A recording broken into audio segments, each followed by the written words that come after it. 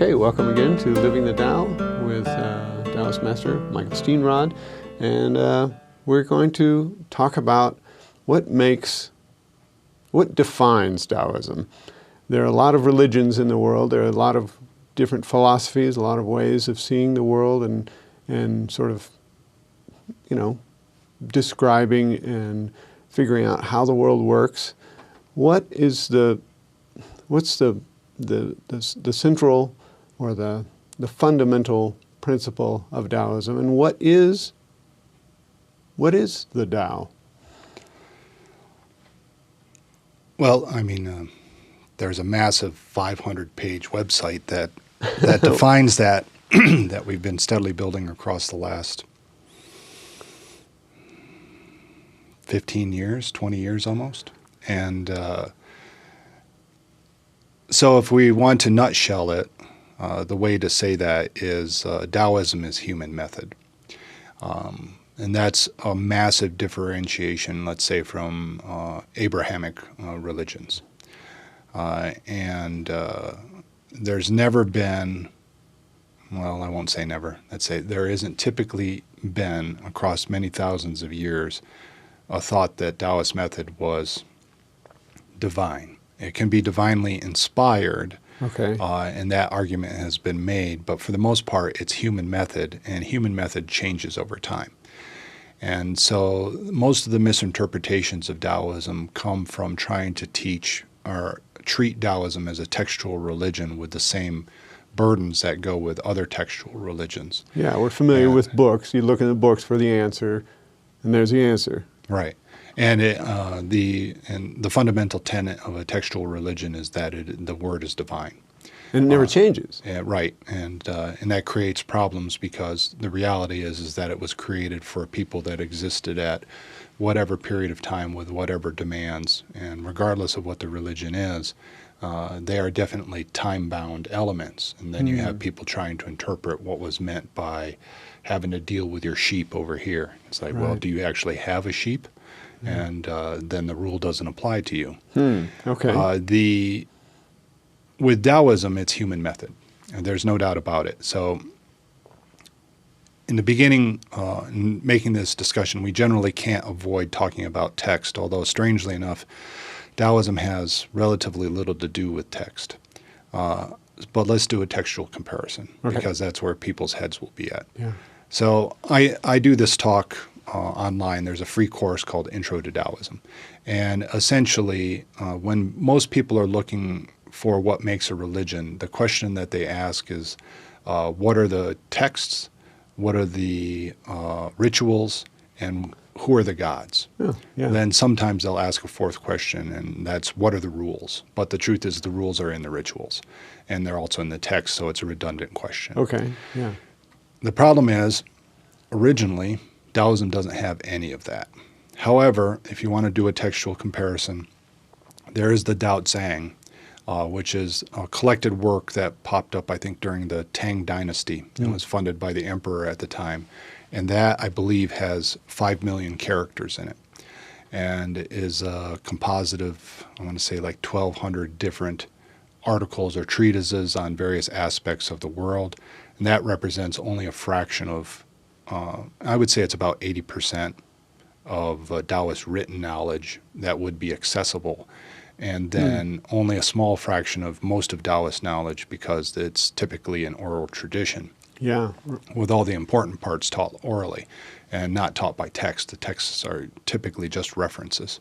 So that's like a snapshot of Taoism there in that court at that time, and just a fraction of it. Yes. And as compared to whatever particular collection of holy works you want in any given religion. Right. And so that would be the comparison. It's not a contest, but the statement made by Taoists is, this is by humans. That's the core statement. So humans created this. Now, it may have been divinely inspired. It may have been used all sorts of other techniques to generate that information, but a human sat down and wrote it. So that becomes a core element, and that means it's challengeable, and that also means that it will change. And so whenever you have somebody within Taoism doing a text reference from whatever particular century, it's always, the follow-up question is always, well, is that relevant today? Are you actually saying something or doing something which is usable to the person today? Because those texts were meant to be useful to the individuals of that time period. Now, some things have had long legs. They've continued to stride Sure, forward. yeah. I mean, human problems seem to be repetitive, if not consistent. Yeah, and those are more directly useful. Some things they've just gotten out of date over time, but it's important to know the history of a particular thing whenever you're going to initiate a change, because it allows you to take things back. So you can sit back and say, this was the state at point A, this was the state at point B. I'm going to create point C, and we'll see if it has any validity to it. And let's say I screw up the creation of point C. Well, we still have A and B. We can still like backup copies. We can still take a step back and go, turns out my solution was not all that great. Let's go with B. Because that's part of the practice, right? Is exploring, since it is human method, and we are human, and we get to add to it. We get to experiment with it and try to push it into relevance now. I would say exactly. One of the things that can be very confusing for people from outside religions is that there's very little enforcement in Taoism. There can be getting called out in Taoism, but there's very little enforcement. Unless you make a great claim, then you're required to do a great demonstration, or you're considered to be a fool. And that will, cause your social standing to drop, and you get fewer likes on social media. I don't know, something like that. But that's the natural consequence of right. Yeah. And so, with if we're looking at, actually, I kind of lost my place. What was the question again? We were talking about the document that was. Oh, you were about to say from outside religions why. Oh yes, yeah. So Taoism has a very large umbrella where it's perfectly acceptable to other Taoists to be under it, including somebody saying, I'm a Taoist, even though they adhere to no practices, have no background, have never cracked a text, have never even had a Taoist conversation down through the list. And another Taoist will go, a beginner, and just leave it at that, because there's no enforcement. And there's nobody to qualify with. Now, if you're in a particular sect, you may have to go through a sectal initiation and trial and various other things like that. It may or may not have that standard to it. And that's entirely varied by whatever sect you're in. But as the collective umbrella, there's never been that type of restriction. Because of that, the real filter for whether or not a thing becomes Taoist is time. And so... what lasts. Right. So like I personally, if you've listened to my talks over time, I don't really care for the Confucian turn. I think it's insanely dangerous, and for many reasons. But, me having that objection for most people is a matter, I don't know, he doesn't like some guy with a beard. But it's not going to change my particular treatment of somebody that has, let's say, a much more Confucian bent.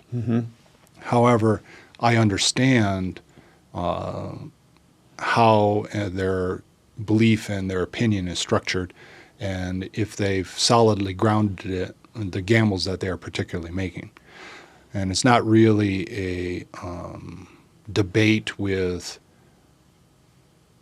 original Confucianism. It's a debate with the fact that Confucianism became a massive political device and social device for the suppression of people, and really ran kind of counter to many of the core Taoist components. I understand why the gamble was made. I can see how the sects built the particular things that they did, both partly self-serving and partly for the common good. And because Taoism can be difficult to understand. And it's much simpler to have a set of rules that you can violate or be in adherence with, do some rituals, make an offering, and then you're all good. Yeah. And the truth is that Taoism was never meant to be hugely accessible, but over time, that became more and more of an issue, with more of the public wanting elements of Taoism that, of course, they could practice and integrate by themselves. That's interesting. What does it mean to be accessible, and why was that not considered a priority? Well, we would have to roll the clock way back to start off with that position, and we can briefly do that. So, if you want to look at an empire or a dynasty, it was really an empire that is as close to being the Taoist empire as you can get. It was the Zhou, and it preceded the rise of the Qing. I may actually not be thinking correctly, but the one that came immediately after that. Okay. Before that, there was the Shang, and before that, you had the Xia, I think. Okay. And Taoism existed in those forms, but it was as a series of initial concepts and original practices. And you can really call that kind of proto-Taoist. But proto-Taoist lasted for thousands of years. That's the thing to keep in mind. Okay. So it wasn't like just two dudes sitting back. The Tao Te Ching did not emerge until later in the Zhou period. Okay. So there had already been thousands of years prior to that, most of that in prehistory right now, because the texts that existed at that time were destroyed by the first new emperor of China, let's say. But prior to that, it was a shamanistic tradition based entirely around supernatural combat. That's the core of Taoism, and was the core of Taoism for thousands of years. The people for that were hand-selected by the shaman to be in those traditions. So it wasn't meant to be accessible. It wasn't meant to be a popular way of dealing with the world. Right, and the shaman would, in the rites and ritual role, would simply stop by a village and administer rites and ritual when not engaged in supernatural combat. And so that is the core of Taoism, and was for many years. So initially, as it started to move more into a kingdom and empire phase, away from small tribal clusters, then you had all the standard oscillations you get with religion. And so in some instances, it becomes a state religion. In some instances, it becomes even more isolated around tight groups. But through that, the thread of Taoism became more and more refined. However, it was never meant to be accessible. Even in state situations, you had a cluster of experts whose job was still supernatural combat, only now organized and funded. But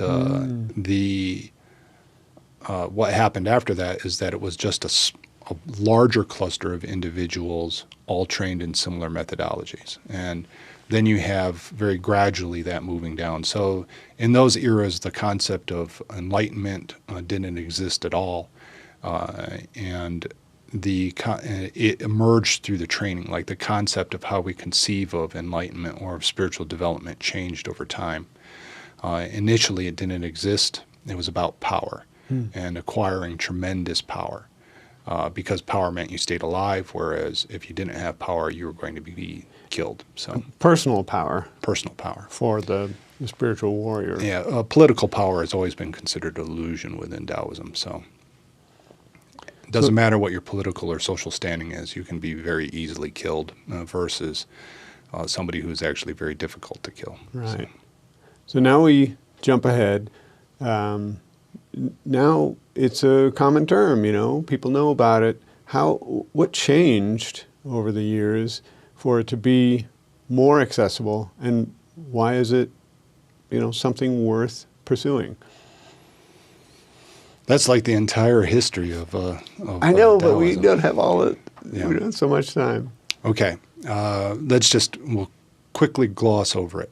Okay. So as people start to acquire more energy, the thing that they find about first, that energy becomes defined. The initial models of the energy that the early practitioners were dealing with were very unsophisticated, but through practice they became more sophisticated.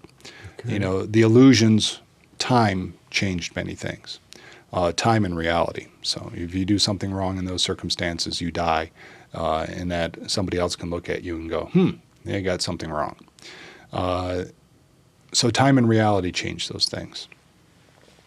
And as what was generally found is that the things that allow you to keep and hold energy within the body is what we now call spiritual development.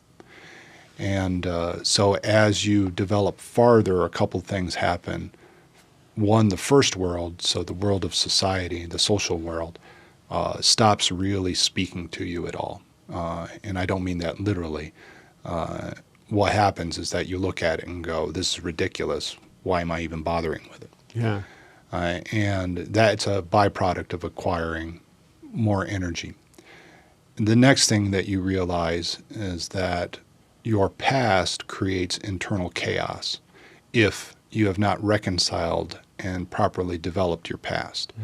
And so the trials and tribulations that you have faced, your fears, your hopes, your aspirations, all of those are, if they remain unprocessed, they create inefficiencies within the system that can be understood from a energetic perspective. We call it emotional baggage now. Yeah. And so what happens is that as you become more powerful, you fracture in any area where you possess a fundamental weakness. Oh. And so that leads a person to develop themselves personally.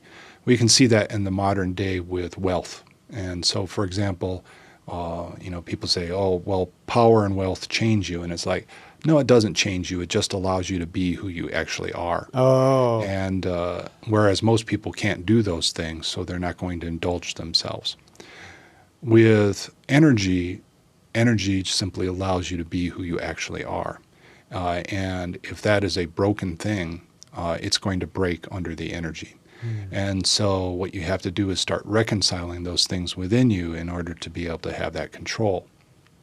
So that was a very energetic perspective of what enlightenment, to use that term, which is a borrowed term, was about at that time. It was about internal refinement primarily so that you could maintain high levels of energy and internal control. And what you essentially find is that whatever BS you're carrying inside of yourself, whatever fracturing you carry inside of yourself, it's all about its consequences bleeding energy from the system. Yeah.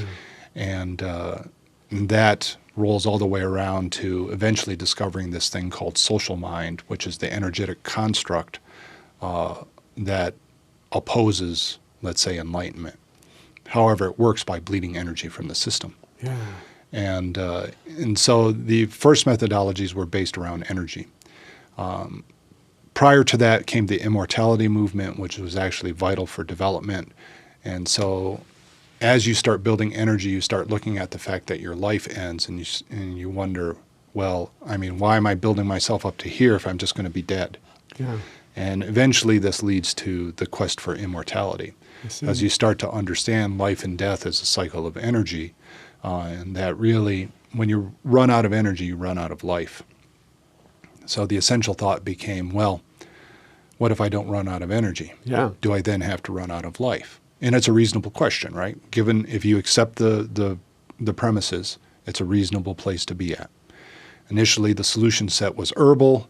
Then it rolled back around and became energy once again. Yeah. Primarily because they couldn't find the solution using herbs. And so it became a matter more focus on to dealing with having to just deal with yourself. It became Qigong oriented, which was a more formalized concept of the earlier energy concepts. And at the same time, a lot more time spent dealing with your history and behaviors. And so, optimizing. Right. Yeah. And history and behaviors, while that was present back in the Zhou Empire around the time of the Tao Te Ching, it wasn't yet the focus. That would not emerge probably, I would say, for 500 to 700 years again later. And so the timescales within Taoism are enormous. Yeah. And with continuous work and development across that period of time. So is it fair to say that one difference between Taoism and other religions is that as a practitioner, you're aspiring to be your best self instead of aspiring to a deity or some other model outside of yourself? You're struggling to be your whole self. Oh, your whole self. Okay. Your whole self. And that's because the human that faces the world has been largely fractured by society. So the classic model of a human is actually a fractured and poisoned individual. And what has to happen is that, one, they must expel the poison. Two, they have to start stitching the parts back together. And while that can be assisted, it must be done by the individual. Because the process of doing that is a spiritual process. So it follows its own rules and laws. But according to the individual. And you need energy to do that. yes. It's almost universally recognized as being a tiring process. But people may or may not have the words to express why it's tiring, but it's a tiring process. And so you only have so much time that you can do a particular thing, then you start feeling like you need to take a break, you're exhausted by it, you need to go do this or that, and actually almost always that's a chi issue. And although there is certainly nothing wrong with taking a break in order to restore one's chi. So we might say that Taoism is a collection of these methods that allow you to maintain that journey. Yes, at a level that fits your particular goals. And that's one of the big things we always have to keep in mind about Taoism. And that is there's no requirement to head down the spiritual path of trying to create this, the true human would be one of the common names for that integrated person. So integration being a current term. You don't have to do that. There's plenty of room within Taoism to just pursue a happy, moderate life and go about living in that fashion. And even if you're not up to living a happy, moderate life, there's the entire field of lay practice, which is to kind of create yourself some breathing room for your life. And at the end of the day within Taoism, it's not a status contest. So the goal that you choose is entirely up to you. If you even choose a particular goal. Some people are not driven to do so. It doesn't decrease your value as a human. It's not going to bar your entry into the afterlife. It's not going to curse you to whatever particular thing. None of those things exist within Taoism. In most of the forms of Taoism, I should say. Well, yeah. You know, if you're dealing with a hybrid school, then it's usually what they've done is to import the rules from the other school and try to put it into Taoism. So, But Taoism is here to help you, right? I mean, that's in a very small nutshell. Yeah, I mean, basically, yeah. Nobody else benefits from it except for you. So it's a collection of methodologies in order to achieve that end. You can choose to do very elaborate things with it if you want, or you can choose to make one or two simple adjustments in your life and be happy with it that way. If you get pressure to do something else, I mean, there's always going to be a surface layer of pressure that pops up from this or that at any given time. That's part of living in the first world. Yeah. And it's not going to magically transform the first world. It doesn't attempt to do so. There's never really going to be an elimination of the first world. The best that could happen would be to try to get the first world so it was less poisonous and less abrasive. But every indication is that some form of it has always existed. And so why do we believe we're going to suddenly magically exit from it? And we're not. So. Okay. Very good. Well, thank you for joining us again with Living the Tao, and a very interesting discussion. That was a good one. Thank you very much. Thank you.